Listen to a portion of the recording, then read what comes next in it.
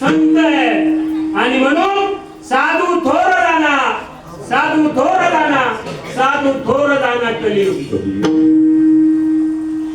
Shelley Shailen Manickam मौक्तिकम न गजे गजे साधूना सर्वत्रम चंदनम न वने वने.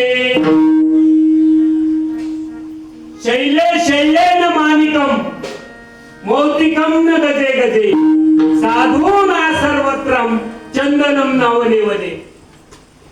चंदन सगळीकडे नाही आणि साधू सुद्धा साधूच्या वेशातले तुम्हाला दिसतील पण साधूच असतील असं नाही.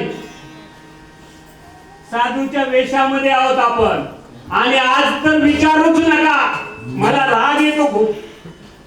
आज आहे ना व्यवसाय झाला महाराज, व्यवसाय. तुम्ही मला काही म्हणा, आधी रेट आणि मग डेट. आधी रेट आणि मग काय चाललंय.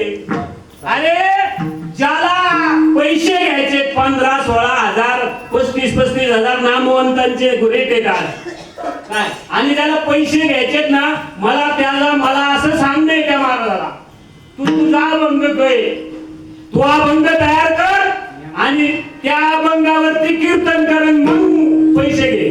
जगद्गुरु तुकाराम महाराजांनी 4-4.5 हजार अभंग तयार करून ठेवले. त्यांना किती पैसे दिले, त्यांनी कशासाठी केले, याची आवड जीवाचा उद्धार व्हावा,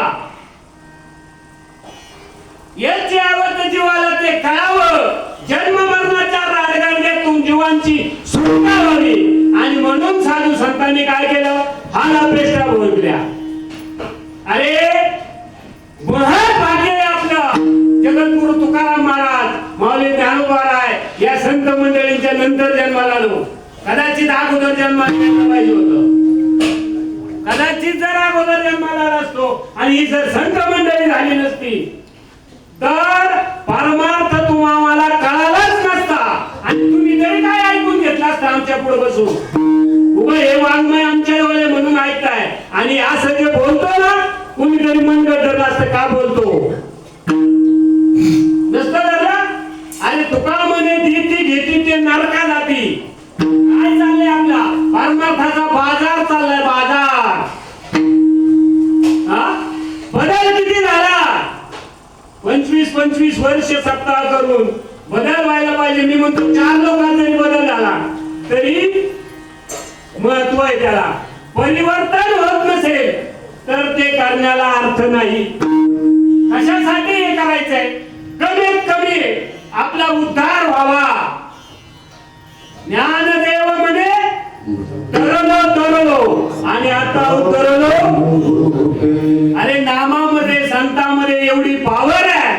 माझे ज्ञानोबाराय सांगतात, ज्याची योग्यता नाही त्याचं नाव घेऊन सांगतात हरिपाठामध्ये.